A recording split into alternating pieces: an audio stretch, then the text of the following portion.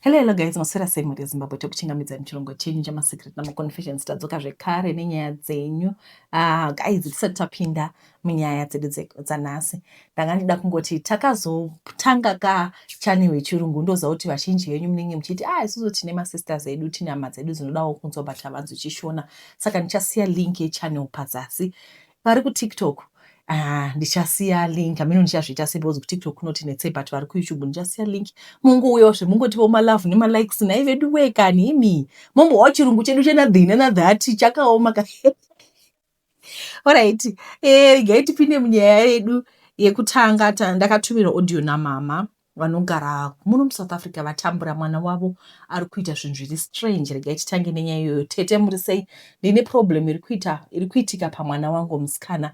Zvakatanga aine 5 years. Baba vake munhu wechivanhu, vane mudzimu, so pane zviri kuitika. Mwana wangu anorota zvinhu zvinoitika. So rimwe zuva takagara akati anzwa voice richiti nhasi pane munhu achapfurwa nepfuti. Ndizve sure after nguva diki diki baba vacho vakafonerwa vakanzi pane shamwari yavo yapfurwa nepfuti. So anogara achitaura zvinoitika, ototanga kupisa umwe mushonga wechivanhu. Now ndikati ndimurove sediscipline, haroveki, mudzimu unobva wabuda uchitaura kuti iwe makoti handidi munhu anorova mwana wangu, anenge achidzvova. Ini ndinobva ndapindura ndichitukira kuti imi muri kutsvagei pamwana wangu, hamuna kuroora, ndimi anani. So manje apa ndakada kumurova ndichituka mweya uya, then all of a sudden mwana anga asati agoni kufamba kana kuenda kutoilet. Ndakamuti itira tsvina yako mubhaketi, zvekumusha kwenyu handichazvikwanisi, but samai ndakazomutakura kuenda naye kutoilet, then akabva atanga kufamba ega from nowhere. Rimwe zuva ndakamupa mari kuti aite something, obva apa mari iya kuna baba wake. Ndakapopota kuti shuwa ukapa baba wako mari, then all of a sudden muromo wake wakavharika ende anga asachakwanisi kutaura kubva 3 dzamasikati kusvika 2 am asingakwanisi kutaura, then obva atanga kukosora. Ndikati wakutaura? Zvikanzi so now I don't know tete kuti chivanhu rudzi chakagara pamwana wangu. Uyezve vagumira apa but vakazofona vachitaura kuti vanga vaadvaisiwa kuti vaite zvekutwasa, kuti mwana aende anoita zvekutwasa. Moza zvekutwasa zvekudzidzira kuita sangoma. Otherwise kana mwana akasaita sangoma acharamba achirwara, number 1. Chechipiri vanga vati musi wavo vati vakatakura mwana kuenda kutoilet uko, hanzi mwana kubva half body akaita kunge ava paralyzed, kuita kunge munhu arohwa nestroke, posa pasachashandi. Saka mwana uyo ari kuita zvinhu zviri strange zviya, ende hanzi teenager, ukada kungomutsiura notanga kudzvova, tanga kutodzvova. Moza kuti zvinhu izvi kana zvisati zvambokuwira handiti unofunga kuti majokosi, asi zvinhu izvi zvinotoitika. Saka angu vachiti ndoda kubvunza kune vaya vanoita zvinhu zviri traditional kuti what should I do with this child? Handizivi kuti ivo vanoda here kupa mwana chance yekuti aende kunotwasa, ende handimoziva zvinoitwa kunotwasa kuya, hauvati pambedha, haupfeki bhutsu, haudii, there's a lot that goes on. Saka handizivi kuti imimi munozviona sei kuti should vaendere mberi here nekuti mwana aite zvekutwasa achipindake ainitiatwe achiita sangoma. Saka vanhu vakuru vari pano mongosiyawo maadvice motiudza. Ina hangu kusaidi uko handina hangu chandinoziva. Regai tipinde munyaya inotevera. Makasimba here vatete? Ini ndiri mudzimai wechidiki ane makore 25 uye ndakaroorwa gore rapera, asi ini nemurume wangu hatisati hedu tava nemwana. So inini I come from a very well up family. Ndinobva mumba mune vana 4, vakomana 3 neni musikana wechina, asi handisi gotwe zvangu mukuzvarwa kwedu. Ini ndiri number 3 kozoita mukomana wekupedzisira. Vatete ndakakura upenyu hwemari. Ini hanzvadzi dzangu vatete takaenda kuma-proper private school, ma-8 year schools, kwete tuma-private light twakungonyuka mazuva ano. Mumba mandinobva vatete mairaramwa chirungu chose. Eve nemahelper nemananis zvekare ndege ndainge ndisingaizivi iri mubhuku rekuverenga kana kuti yekuona kumuseum yakafa. No, dedi namama vaitiendesa kunyika dzakasiyana siyana for maholidays, ende nyika yatinenge taenda taive tisingazodzokorodzi. Takakura zvakanaka hedu. Baba vangu ndichikura vaive very fond of me. Vatete vaindida zvakanyanya. Vanhu vaingofunga kuti zvimwe inhau yekuti ndini ndoga ndaiva musikana, ndosaka ndaiva kutsi kwemwoyo wavo. Ndakakura vatete ndikasangana nejaya rikati raida kundiroora. Raphael ndainzwa kuti ndiye wangu chaiye, wandingati soulmate pachingezi. Tava nechinguva tichifambidzana, Raphael akati aida kunoona tete vangu kuti aite the right thing. Takaenda tikanoona tete, achimubvunzawo maplan ake, akati aida kundikanda pakitchen. pfuma aidova nayo nechekare chainge changosara idheti rekuti vakwasha vauye. Mai Kayla vakasimuka vakanoudza baba nyaya yekuti ndaida kuroorwa. Dhedhi vakapopota shem. Ndaifunga vaizova happy for me kuti the apple of his eye asarudzwa kuita the proper thing. Dhedhi vakaramba hanzi anoda kuroorwa kwei, pane chaanoshaya here pano. Ndakachema zvekuti mama ndivo vakazondikamfuta vakati vachadana mukoma waDhedhi baba Daniel kuti vazotaura nawo. Pakashaya vabereki vana Dhedhi, bamukuru ndivo vakasara vakarera vana Dhedhi vakapinza chikoro, so Dhedhi vaive nekakuremekedza mukoma wavo. Oh, what a relief. Dhedhi vakazobvuma, asi waiona wega kuti vainge vasingafari. Behavior yavo yaindiconfusa. I mean, ndiani mubereki asingafari kana mwana wake aita zvakanaka. Zuva remaroora rakasvika, groom akauya, ini ndaive nebridal team nemacousins angu pamwe neshamwari dzangu. Zuva rangu rakafamba haro zvakanaka. A week after marooro, Dhedhi vangu vakatanga kurasa njere vachitaura vega. Vaita senge vane vanhu vari kupindirana navo, asi vanhu ava isu taive tisingavanzwi. Dhedhi vakaendeswa kuchipatara vakanoitwa mablood test, vatete zvikanzi hakuna chavaiona. Hama dzaDhedhi dzakashedzwa vakati vaida kumbofamba nawo kuti vanzwe kuti chii chanetsa.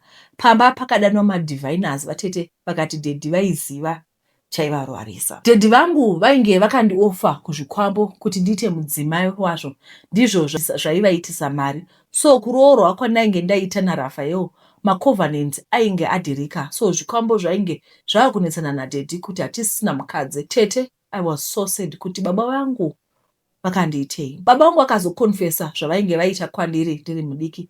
Hama dzavo dzikati Dhedhi vanodzosera zvinhu kwavai vazvitora vasati vafa, zvaizonetsa vapenyu mangwana. Dhedhi vakabvuma, asi takatanga kungoluza upfumi bit by bit. Dzimwe mota dzaifuma dzakatsva, business rakangobhuruka zvisina kana explanation. Dhedhi vakazongofuma vakafa, asi ndine mubvunzo wekuti dai vari vapenyu ndaivabvunza kuti why me? My own father kundiita sacrifice here. Dhedhi vakafa after kuroorwa kwangu because vakatyora mhiko yokuti ndaisafanirwa kuroora, so zvinhu zvavo zvakavapandekura. Ini naRafael we are okay. Chinongondirwadza ndechekuti chero hazvo ndakaroorwa ndiri virgin, handina kubleeda first night. Maybe zvinhu zviya ndizvo zvakatora my innocence. Zvorwadza, asi Rafael has been understanding. So far haana zvaari kutaura, tiri okay. Ndinoziva kuti vanhu vazhinji vanogara vachibvunza kuti zvinhu zvamuri kuerenga zvimwe zvanepi. Guys, kana zvisati zvasvitika kwauri it's fiction, kusvika musi wazvinomuka zvakaitika kwauri. Ndakaisa girlfriend yemurume wangu nhuta. Makasimba here vatete? Ndinoroora kuuraya girlfriend yemurume wangu through kumukanda nhuta. Vatete, Maria girlfriend yemurume wangu yakandionesa chekuona. Kutorera vana vangu chingwa pamuromo chaipo. Nawo kana uchida kunditsamwisa, ita vana vangu vatambura. Zvelove affair yaGodwin naMaria ndainge ndisina basa nazvo stereki. Ndaiti vanhu vadanana vawirirana, asi rwagara rudo runongopera wani. Asi zvekutambudza vana vangu ndipo pandakati enough is enough. Ndaifanirwa kutora matanho ekupedza ndega nyaya iyi. Vatete, munoziva unotozvarwa uri munhu ari right, asi maitiro evanhu ndiwo anoita kuti tichinje mwoyo. Unenge usingadi kuita chakaipa, asi dzimwe nguva unenge wapindirwa mumba nenyoka woti bheta nditswanye musoro isati yandikuvadza. Ndizvo zvakaitika kwandiri negirlfriend yemurume wangu Maria. Vatete, ndakagaya kuti zvazviri kudai pamuti munyoro kuzoti wakaoma, zvaari kudai Maria ari girlfriend kuzoti kana ava mukadzi wemumba hapana chakanaka chinobuda. Ndakaona kuti zvaari kundiprovoka ndisina chandamuita, ko kuzoti kana ava official nyachide anengoita kurura chaiko. Kudanana kwaGodwin murume wangu naMaria yanga isiri secret. Hama dzaGodwin dzainge dzatogamuchira Maria, indakanga ndisina kugamuchirika musha umu. Vatete, matauriro azvo vatete zvinoita sekuti pane wavaida kuti aroorwe naGodwin. Ndakangogara zvangu nekuti ina Godwin taiwirirana uye tainzwanana. Vatete, ndakati zvimwe zvose hazvina basa, ini ndongozvigarira mumba mangu. So pakapinda Maria mupikicha, vatete, dzimwe hama dzaindivenga dzakapemberera, vamwewo vaindida ndivo vairamba kuti Maria aroorwe. Vatete, Maria nesapoti yaiwana kubva kuhama dzemurume akamera zenze akatanga kundishungurudza. Foni aigara akaibata achindiudza maudza moyo. Nechandakamuitira painge pasina. Ndaiti ndikada kutaura naGodwin kuti adzore Maria, wainzwa woti ko iwe wanga wamuita sei kuti azokutuka? Hakuna munhu anotuka asina zvaaita. Breaking point yakazouya mumusi ndichibva kuchina. Ndakasvikowana Maria naGodwin vari busy pamubhedha wangu vachiita bonde zvekuti yaiva girlfriend iri official vatete ndainge ndisina basa nazvo zvakanyanya. Asi apa Maria ainge afarisa chaiko mudziva vatete. Chokwadi kuita zvivindi zvekupinda mumba memumwe mukadzi woenda pamubhedha wake wovaka bonde. Kwandiri hapana kudherera kwaipfuura apa.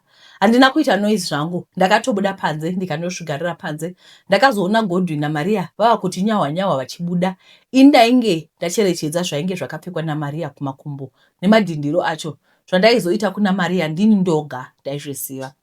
Ndakanokora tsoka yevhu yaMaria vatete. Kaenda nayo kun'anga. Nyanga ikandibvunza kuti ndaida kuti tikange tsoka yaMaria makumbo agare achipisa kana kuti taida kudii. Ndikati ndaida kumuita zvinomurwadza apfidze kufamba dzimba dzevanhu achinorara pamubhedha yevanhu. Vatete n'anga yakanditi taigona kumukandanuta. Anga asingafi ipapo asi aizodya achifamba zvishoma nezvishoma. Pfungwa iyi yakandifadza zvakanyanya. N'anga ikanditi kana ndichiziva paigara ndaifanira kuendako ndonokanda mushonga payadi. Chero pandakanda panga pasina basa. Chikuru kwaiva kukanda. Ndakaita zvakarewa ndikazviendera kumba kwangu. Hapana kupera nguva vatete. Ndakadza kuti Maria aivatanga kutya makumbo achifamba. Maria aita kuboka ganda, pamwe achipora pamwe pachiboka. Makumbo ake ainge asingatarisiki vatete, achidyiwa nenhuta ende achipera achifamba. Ini ndakafara zvakanyanya kuti tsvatuwaro waizvita mahadhi manje rufu rwakamupfidzisa kutora varume vanhu. Ipapa handina kudzora tsvimbo vatete. Murume akazama kutanga kuita munhu kwaye asi ainge ainonokera Colgate. Zvekuti nyika yaizoti kudii kana kuti ichati kudii nanhasi ndaisazvitsvaka. Anoziva kushinya kwebhutsu ndiye akaitakura. I don't know kuti whenever munhu akakutadzira do they deserve to die kana kuti munogara pasi mutaurirana. Because ndoona sekuti problem inoita kuti tisvike pakuzoita decision yekuti nhasi ndoda kukuraya ndoda kudii. It's because we do not address issues. And kana munhu akasvika ukasvika pamba ukaona vanhu vakavata vose pambedha, why don't you address issues? Pana kuti usvika ugara kuti ndakazvinyarara. Ndoza umwe munhu wandoziva futi ndinonyasoziva personally. Akawana murume wake akavata nemunhu akati yes man, ndobva vharadho akabuda kaenda. Kune vanhu vakadaro.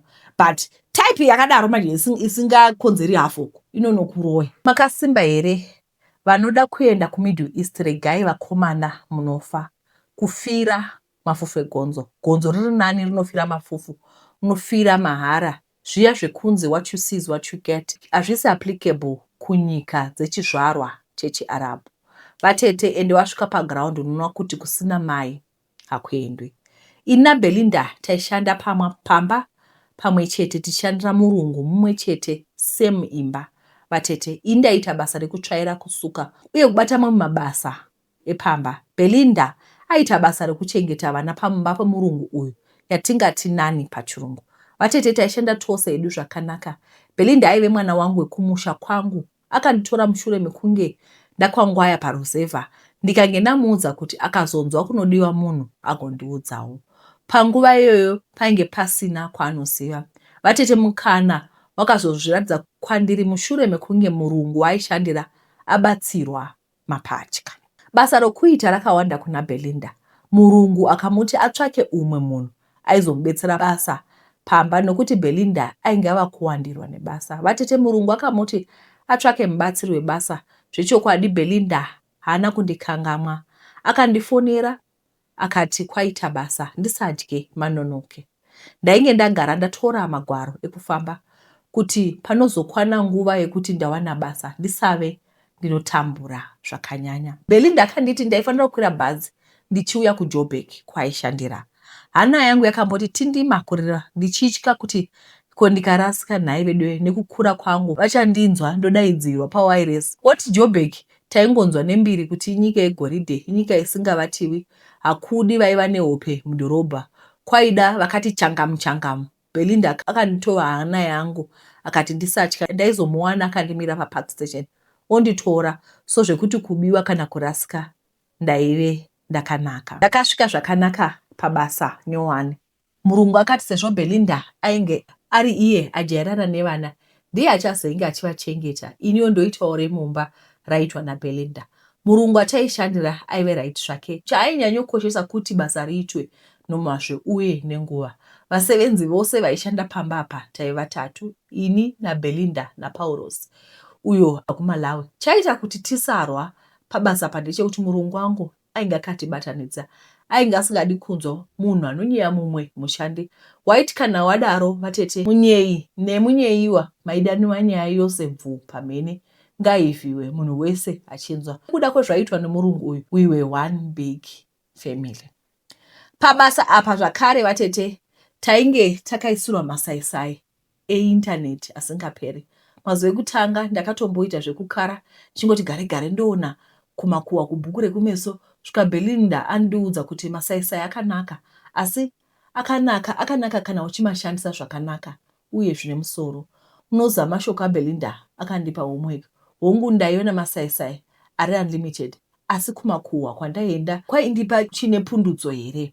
Moziva vatete, ndisati ndagarirwa pasi ndaiswera ndichikwira nekudzika mastreets tsvaka makuwa ari fresh achangoburwa paFacebook. Asi mushure mekunge Belinda andionesa nzira, abvisa hope dzaiva kumeso kwangu, ndakaona kuti zvokwadi ndaitamba nenguva. Ndakatanga kutsvaka zvimakosi zvekuita. Ndinorangarira ndakaita course yecaregiving neFlorence Academy. So vatete mukuita makosi umu ndichikwira nekudzika magroup, ndipo pandakasangana nebasa raida mamaids kuOman. Ndakasimuka ndikanoratidzawo Belinda zvandainge ndasangana nazvo, ko ndaigoitire utsinya iye Belinda ainge andiratidza rudo rwakadaro. Mari yaitaurwa ipapo ndakaona ndavakaimba makore 2 yaiva yakanakisa. Taive tisingasvori hedu yataipiwa nemurungu wedu, yaiva yakanaka, asi tichikombeya neyekuOman iyo yaiva yakanakisisa. Belinda akada kumbotsenga manzwi, asi ndakamukurudzira kuti chataidzinganisa ibhegi hatisi loyal kuna anyone, toshandira notipa mari yakawanda inoita tisare takabudirira. Ndakachaya runhare paadvert yandainge ndaona. Nhare yakadairwa nemukadzi. Agency iyi yainzi Nono Smade International. Nono wacho aiklema kuti aitsvakira vanhu mabasa kunze kwenyika. Nekushaya ruzivo vatete, takangotiwo maybe kutori nebasa rakadaro. Handina kuziva kuti aizviti Nono uyu aitova nguruvhani, tsotsi, airarama nekutengesa vanhu. Ndakamubvunza kuti aida mari yekuti tsvakira basa. Taita jaira maagent emujoni anoti unobhadhara kuti uwanire basa. Nono akati kwete, handiwo mashandiro aita. Anobhadhara nevaanenge atsvakira vanhu. Oh, okay, how strange. Asi kana usina ruzivo unenge uchingovhariwa. Takabvunzwa kuti taive nemagwaro ekufambisa here. Tikati hongu, taiva takarongeka. Chipitipichi yakaitwa ipapo dai taive nedzinokakata vatete, tingadai takaona kuti apa pane chakaminama, pane chisina kumira mushe. Asi naBelinda taive tabatwa nekufarira muhoro wedu wataizowana kuOman. Takaoneka murungu wedu Mrs. Nell. Mrs. Nell vakaratidza kubatikana nekurasikirwa nevashandi 2 nguva imwe chete. Mrs. Nell vakatibvunza kuti tainge taita tsvakurudzo yedu here, sekuti kunyika dzataida kuenda dzemaArab kwaita zvekutengeswa vanhu. Takatora zvitanda tikazviti D munzeve. Taitoona sekuti Mrs. Nell vairwadzwa kuti taakuenda uye taakuzonoita mari. Mari yandakapiwa naMrs. Nell ndakatumira yose kumusha, ndikati vashanoshandisa vachiita kanzatu sokuti kwataienda ndainge ndisingazivi kuti kwakamira sei. Takasvika kuOman kuya, tikasvikopiwa basa pamba imwe chete. Ndakafara kuti ini ndinenge ndine wekutaura naye pabasa, mwana wokumusha. Chinhu chandakatanga kuona ndichisvika ndechekuti nzvimbo iyoyo inopisa zvisina kamboona. Zviya zvekuti kumusha kunopisa inyaya yekuti vamwe vanenge vasati vambobuda munyika vachichingofunga kuti zuva rekuAfrica rinopisa. Manje rekuOman rinogocha, sokuti pane dzimwe nzvimbo dzine gwenga, so zuva racho riri extra. Vatete takasvika, imba yacho yainge yakakura. Tikaona kuti kwaMrs. Nell taive takagarika chose. Taitoita zvekutamba chaizvo. Belinda akaiswa kuvana zvakare nokuti ainge ane experience yanani, ini ndikaiswa kugeneral. Basa pambapa raive rakawanda zvokuti ndaimuka everyday na4 kuchiedza ndozorora pakati pausiku. Vanhu vataishandira vanga vasingadi kutiona takagara tichizorora. Tainzi handisi kubhadharai kuti mugare. First 2 months muhoro hauna kuuya, takanzi tiri kukava maexpenses edu atakakunzai kubva kuSouth Africa. Chikafu taisanyimwa hedu, asi chenge chisingapindi zvakanaka nokuti unenge uchigara uisina appetite nokuda kwekushanda, plus inango zvinhu zvine maspice akawanda zvinondivhiringa mudumbu. Zainabu, mukadzi waRashidi wataishandira, aigara akatsamwa everyday. In fact, akatanga akatozvipira kuti aite our lives a living hell. Aigona kuwatisa hembe dzawambowacha okukura hembe dzake dzemukati ari kunguva yake ongosiya akanda pasi. Ndiwe uchatevera uchinonga. Akanda anosiya awisa hembe palaini. Iwe unenge uri mumba wakaleza uchiti zvose zviri kufamba. Paunobuda panze uchiti rega ndiotora hembe dziya. Ndichitanga kudzichisa unoona aikaka hembe dzawiswa pasi. Wakuchitanga manje kuwacha. Belinda ndiye aidhila nevana. Vana vaiva vadiki vaiva vatatu. Handizivi kuti ndingatsanangura ndichiti chii vatete. Asi handizivi kuti kujaidzwa here kwevana kana kuti waiva utsinye. Utsinye hwekuzvarwa nawo hwekutrainwa. Vatete Belinda airohwa nevanava kudzura vhudzi. Vakada vomuti lie down votanga kujamba jamba vachitsika Belinda. Belinda aigara achichema achiti nyama dzake dzaimurwadza. Ende indaibatikana zvakanyanya vatete. Ndindaive ndakonvinza Belinda kusiya basa kwaMrs Nell kwatainge takagara tichiuya kugehena repasi. Nhamo yaBelinda yakazotanga pakadzoka mwana waRashid mukomana muhombe aiva kuma23 years ikoko. Saif akatanga kuchiva Belinda. Asi nenhau yekuti havatenderwi kufambidzana nevanhu veganda redu dema, Saif akatanga kubata Belinda chibharo. Vatete zvinhu izvi ndaizviona zvichiitika, asi ndaigodii taiva mutirongo. Apa gedhe taisabuda. Taiti kana toda kubuda kunotumira mari taienda nemhuri yese kana kuti taichinjana kubuda, asi hapana pawaimbobuda wega, vaitya kuti unotiza. Mauhana akazotanga mushure mekunge Belinda aita pamviri. Ko mapiritsi ekudzivira nhumbu aimawanepi. Handiti takauya tichiti toenda kubasa here, kwete kuita zvevarume. Saif aona kuti akanganisa Belinda, vatete akamhanya kuna baba vake Rashid achida kunovhara Mauhana. Akati Belinda ainge amubata chibharo azvimanikidzira paari. Rashid wakangotora pfuti ndokuisa bara rimwe chete musoro wemaBelinda. Belinda akafa. Ndakatarisa. Akangonditarisa akati sisi ndiye si. Vatete Rashid naSaif vakatora ragi raainge awira kwakumuputira kwakubuda naye. Ndiona sekuti Belinda akanoraswa kugwenga, kusina anosvikako, kusina anomutsvaka. Vatete ndini ndakaurayisa Belinda. Dai ndisina kubvisa Belinda pabasa, angadai ari mupeni nanhasi. Ndakaiteiko vatete? Ndakatora mhosva kudeurisa ropa risina mhaka. Kubva musi iwowo handina kuzombobvira ndadzokera kuva the old me vatete. Ndakakanganisika brain nemhaka yezvandakasangana nazvo. Pfungwa dzangu dzainge dzisingagari dziri panzvimbo. Rashid akadecida kuti ndainge ndava useless kwaari, saka pane kuti andidzosere kumusha akanonditengesa kumaketi. Ndakaendwa neni kumaketi kunotengeswa senge matomatisi. Kwakubviswa hembe dzese. Varume vaivepo vakaona kushama kwangu. Ndakaonawo zvakare varume vaviri vechitema vachitengeswa pamaketi. Handizivi stori yavo yainge yavaunza kuOman yaiva yei. Handina kuwana mukana wekutaura navo. Vatete ndakazotengwa nemumwe murume ainzi Khan. Asi kutengwa kwangu naKhan kwaisava kwekunoshanda mumba. Akanditenga kuti anditengesere vamwe varume iye achibhadharwa. Mazuva ekutanga ndairamba kubatwa nemunhu. Ndaiti kana ndadaro ndairohwa zvekusara maziso azvimba. Ndoiswa pamachain. I was raped into submission. Dzimwe nguva ndainzi ndirare nevarume vangasvika 10 kana kudarika pazuva, vachiita zvinonyangadza pamberi wangu. Vamwe vaindibata chibharo kusimtu. Vamwe vaida kuti ndishandise muromo wangu vatete. Chibereko changu chakadonha vatete kuti pu nelodi yevarume vaindibata chibharo. Kwaiva nemumwe musikana zvakare ainge atengeswa aibva kuPhilippines. Ndakatambura, woti kufunga Belinda, woti kufunga kumusha, woti nhamo yekuva sex slave. Zvainge zvisina kana kumira musha. Ndakazonunurwa neumwe murume akauya akanditenga zvemusiwo kuna Khan. Ndaigara ndichimuona murume uyu vatete achingonditarisa. Chimwe chinhu, varume vainditenga ava vaisatenderwa kuenda neni. Khan aitova nemarume kuseri kwemba akamirira basa. Kundiita sex slave kwaiva nemari kudarika kundiita maid.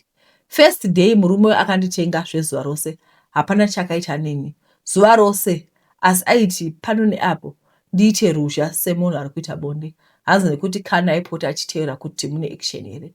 5 days achiuya achinditenga, asi pasina zvaaita. Mazuva aya ndakambozorora vatete. Handina kuziva kuti murume uyu wandichati Said ndiye achazondinunura. akandiudza kuti aida kundinunura. Musi wekutanga ndakaramba ndakamutarisa ndichitya kuti anogona akatumwa naKhan. Akandivimbisa kuti ndisatye, asi ini ndaingova nekusagutsikana.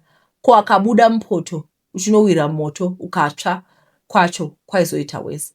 Akauya murume uya zvakare mumwe musi akandipa saini kuti ndimutevere. It seems as if Khan angava kumutrasa, saka ainge asachamuteveri zvakanyanya. Vatete murume uya akandipa masaini ekuti ndimutevere, ndakanyarara, ndakatevera. Takabuda pamba paKhan paya kunzwa kurohwa nemhepo for the first time. Akaenda neni kumba kwake kwaakandichengeta, akandiitira mapepa, ndiko kwakava kubuda kwangu muOman. Vehama kukurukura hunge wapotswa. Nanhasi murume wandizi ndomutenda sei, uye akandiudza kuti ndiri munhu wechitatu wainge anunura.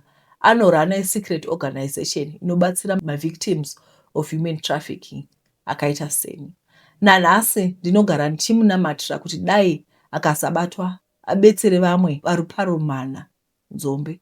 Chero hazvo ndakapukunyuka, moyo wangu hauna zororo pamusoro paBelinda. Ndinonzwa senge ndini ndakaurayisa Belinda. Dai ndisina kumuconvinsa kusiya basa kuSouth tichienda kuOman. Mwedzi wapera, mai vaBelinda vakauya vakandibvunza kuti Belinda ava nenguva. Akanyarara. Ndainge ndapedzisira rini kumuona. Ndiri pakamanikana vatete. Ndovaudza chokwadi here chekuti mwana wavo akapfurwa nepfuti. Hakuchisina kana kuti ndoramba. Ndakanyarara. Ndiri kutya kuti ndikataura ndini ndichapiwa mhosva yekunzi ndakati hande kuOman. Ndikanyararazve mweya waBelinda one piece. Dei muri imi maidii nevedare. Ndinokumbira muono yenyu. Mazvita. Guys, pamba chaona hedu zvekutaura. Handizivi kuti munongosiyawo macomments, handizivi kuti munoti kudii. Regai tiverenge nyaya inotevera. Hi hun, I was listening to your story about the landlord on YouTube and got reminded of my landlord in Midrand. Hey, that family was something else. We were the only Zim couple living in their home. They treated us like their children.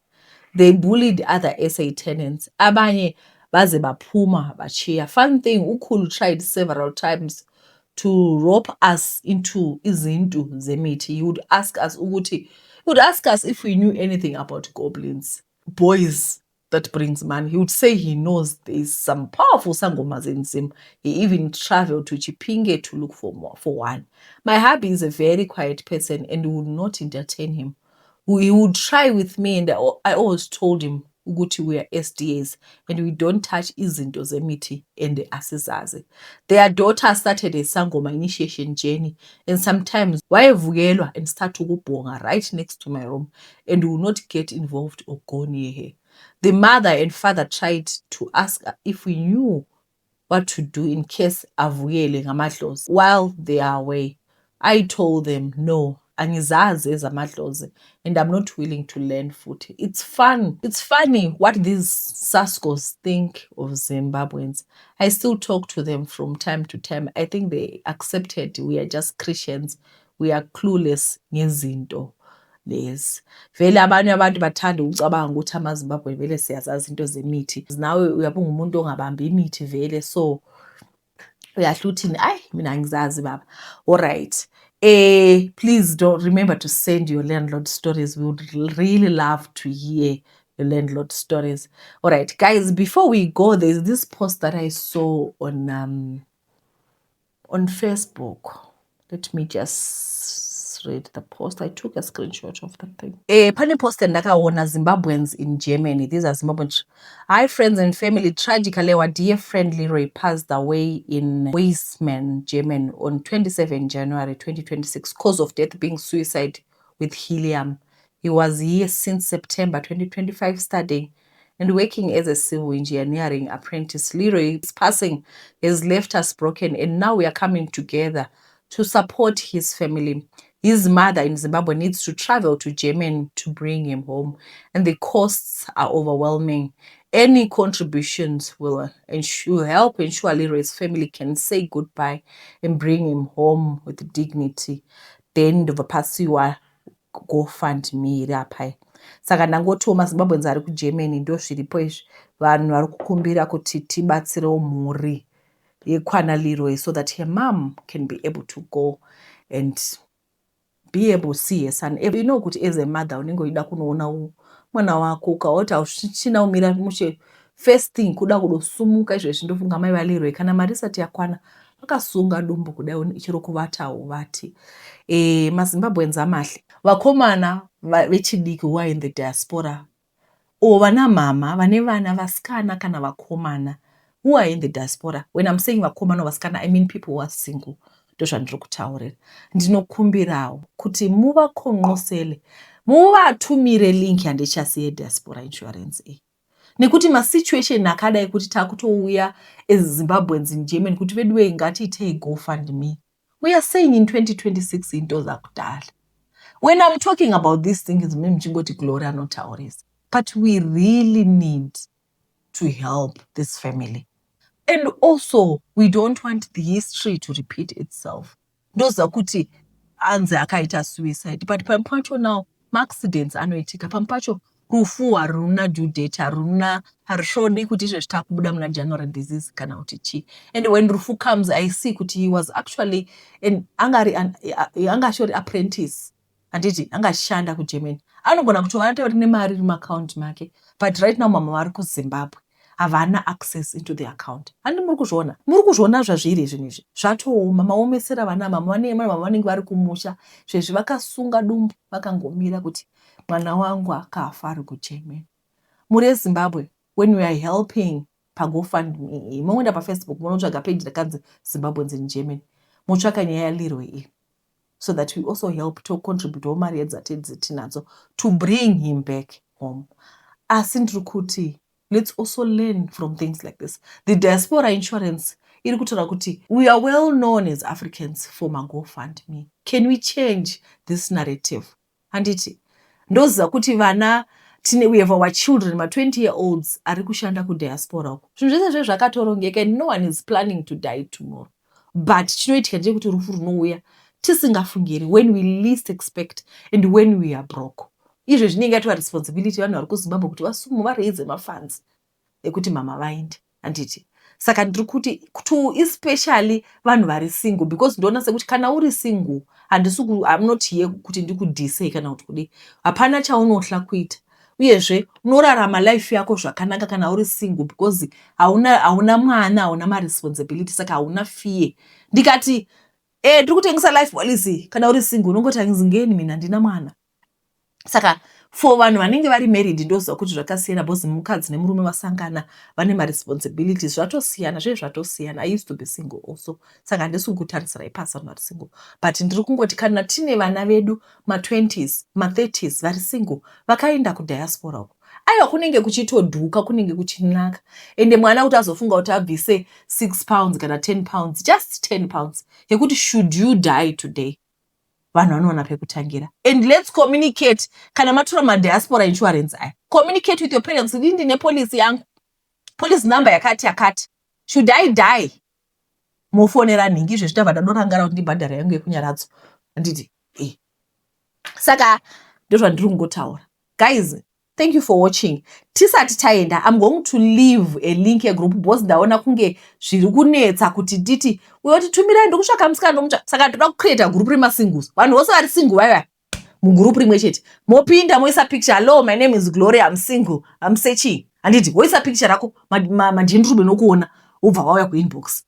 Izvozvo. Asi hatidi vanhu vakaxwala magrupu. Kune vanhu vakaxwala kuti unosvika kukonzera half uko. Ndoziva rimwe grupu rakakonzeresa imwe hama yangu yapahlofani yakapinda mumawani izvezvi takutochengeta mwana. Vanhu vasangana mugrupu. Zveke vanhu vakatodanana, vanhu vakatonogara vose. Vasikana musavhiringidzwa nekati vakomana. Makutotama, makutosenga mabhegi, makutoita live in nemaboyfriends masangana pagrupu pedu paya. Saka ndichasiya link yegrupu. Single and searching. Ndoichasiya link yegrupu. Mwana wose vojoina vari single.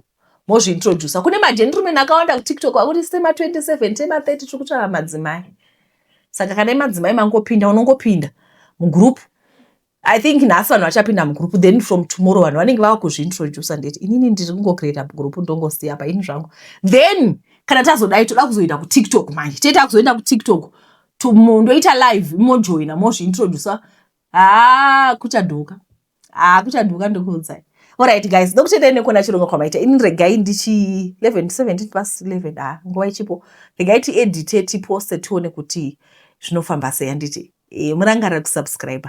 Musakangamwa zvakare kuenda kunosapota channel yedu yechirungu iya ndeyechirungu pandichati dhina that imigandi. Zvakaoma. Ndoda munhu anondidzidzisa chirungu. Like accent, I want to sound like British. I want to speak British, you know. Alright guys. Muinezva zvakanaka, Mwari kuitirai zvakanaka. Tichadzoka zvakare neMonday. Ndokukurudzirai kuti murambe muchitumidzira nyaya kuti tiunge tine maepisode akati rebei. Handiti? Alright. Bye bye.